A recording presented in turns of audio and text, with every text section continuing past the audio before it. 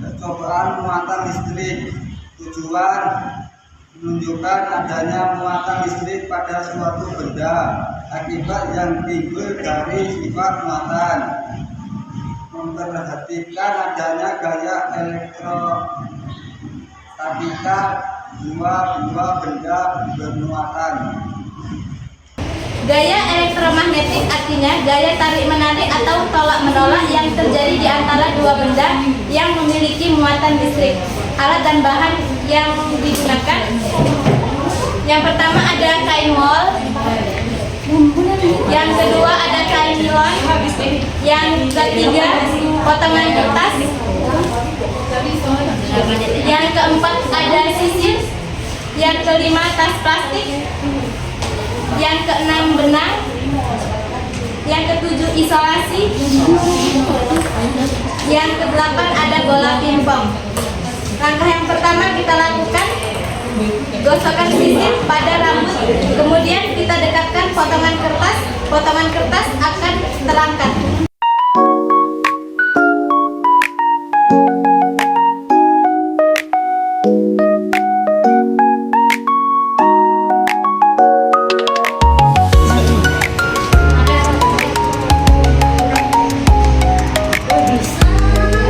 Bisa ya guys. Berarti muatan listrik pada sisir yang digosok tertarik itu nyata ya. Terus yang kedua, menggosok-gosokkan plastik ke celana atau ke baju lalu kita dekatkan ke bola pingpong.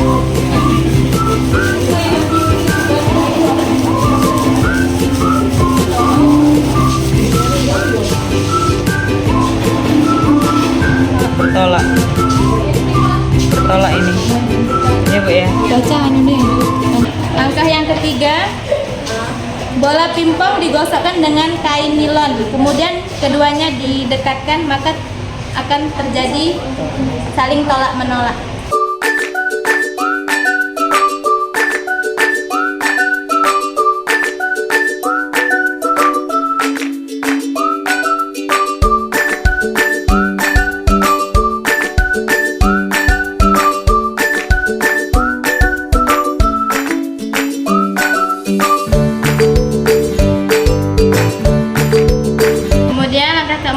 Kita gosok-gosok bola pingpong menggunakan kain nilon dan plastik, kemudian kedua bola pingpong kita dekatkan, maka yang terjadi adalah saling tarik-menarik.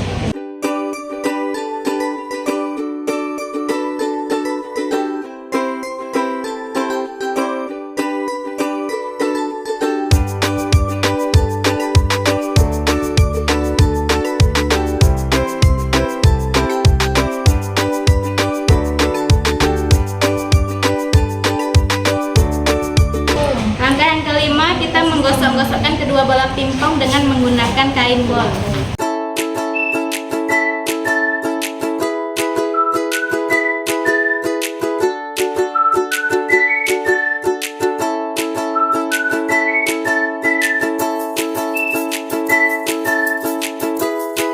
Ya, yang terjadi bola pingpong didekatkan menjadi saling tolak menolak ya. Ini tidak bersentuhan. Langkah keenam, kita gosok-gosokkan bola pingpong dengan menggunakan kain nilon dan kain wol, maka yang terjadi bola pingpong akan saling tarik-menarik.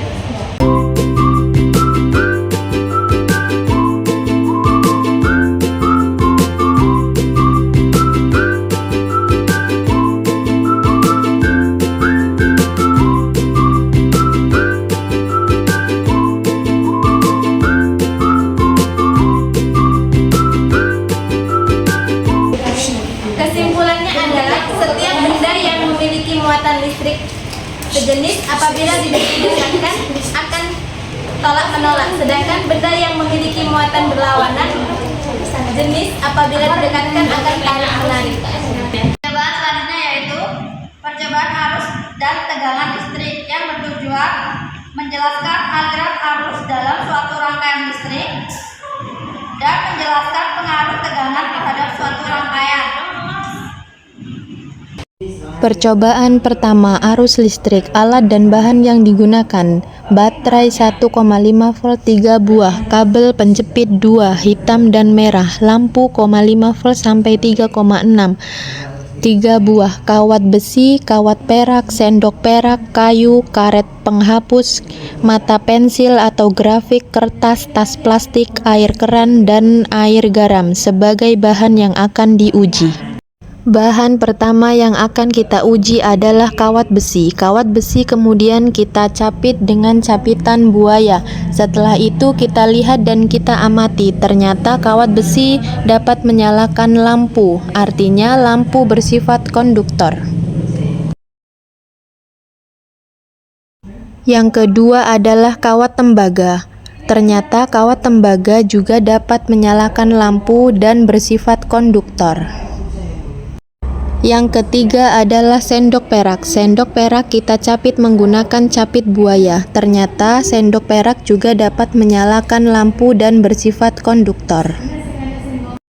Yang keempat adalah kayu. Saat kayu diuji dan dicapit dengan capit buaya, ternyata tidak mampu menyalakan lampu. Artinya adalah kayu bersifat isolator dan tidak dapat menghantarkan listrik. Yang kelima adalah karet penghapus. Saat karet penghapus diuji ternyata tidak mampu menyalakan listrik, artinya bersifat isolator. Yang keenam adalah grafit atau mata pensil. Grafit atau mata pensil dicapit menggunakan capit buaya. Ternyata mampu menyalakan lampu sehingga bersifat konduktor. Yang ketujuh adalah kertas. Kertas dicapit dengan capitan buaya. Ternyata kertas tidak dapat menyalakan lampu, artinya bersifat isolator. Yang kedelapan adalah tas plastik. Tas plastik pun sama seperti kertas. Ternyata bersifat isolator atau tidak dapat menghantarkan listrik. Yang kesembilan, air keran. Ternyata air keran saat diuji tidak dapat menyalakan lampu, artinya bersifat isolator. Dan yang terakhir kita uji adalah air garam. Saat air garam diuji, ternyata air garam mampu menyalakan lampu, artinya bersifat konduktor. Percobaan kedua, tegangan listrik. Pada percobaan pertama, di mana kedua buah kabel diletakkan pada kutub positif saja, artinya adalah tidak ada tegangan listrik sehingga pada rangkaian tersebut lampu tidak menyala. Pada rangkaian kedua, saat kutub positif dan kutub negatif disambungkan, ternyata lampu dapat menyala dengan redup karena sumber tegangan yang dihasilkan oleh baterai yang hanya memiliki kapasitas 1,5 volt, sedangkan lampu yang digunakan memiliki tegangan 2,5 volt. Hal ini berarti daya baterai kurang cukup untuk menyalakan lampu dengan kondisi yang terang. Pada rangkaian yang ketiga, baterai ditambahkan satu buah kemudian susun secara seri. Ternyata lampu dapat menyala terang karena baterai yang dirangkai secara seri akan menghasilkan tegangan yang lebih besar menjadi 3 volt sehingga cukup untuk menyalakan lampu sebesar 2,5 volt. Pada rangkaian yang keempat ditambahkan lagi satu baterai. Ternyata lampu menyala sangat terang karena 3 buah baterai yang dirangkai secara seri akan menghasilkan tenaga yang lebih besar menjadi 4,5 volt sehingga melebihi kapasitas yang dibutuhkan lampu agar menyala terang. Kesimpulan, benda-benda yang dapat menghantarkan listrik disebut dengan konduktor, sedangkan benda yang tidak dapat menghantarkan listrik disebut dengan isolator. Berdasarkan hasil pengamatan kawat besi, kawat tembaga, sendok perak, grafit, dan air garam merupakan konduktor, kayu, karet, penghapus, kertas, tas plastik, dan air keran merupakan isolator. Selain itu, pada percobaan tegangan listrik, baterai yang dirangkai seri akan menambah tegangan menjadi lebih besar. Semakin besar tegangan baterai, maka semakin besar energi yang dialirkan ke lampu. Itulah kegiatan praktikum dari kelompok kami. Kami akhiri